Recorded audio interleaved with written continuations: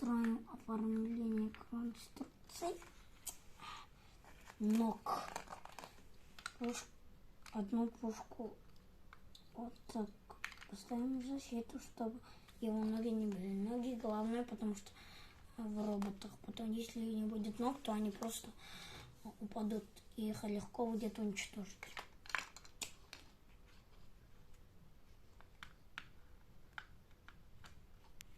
Так, ставим.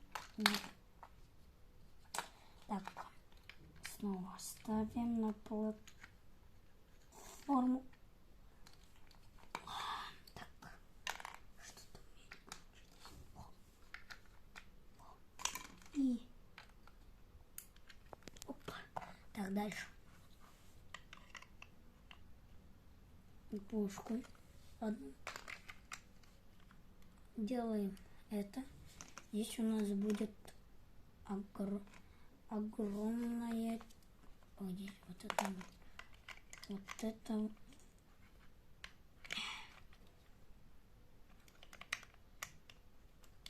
вот это гигантская пушка. Как говорится, ультапушка.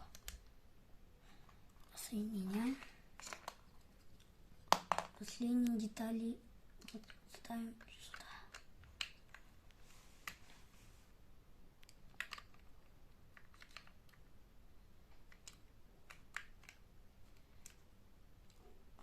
И это у нас получается ультраразум.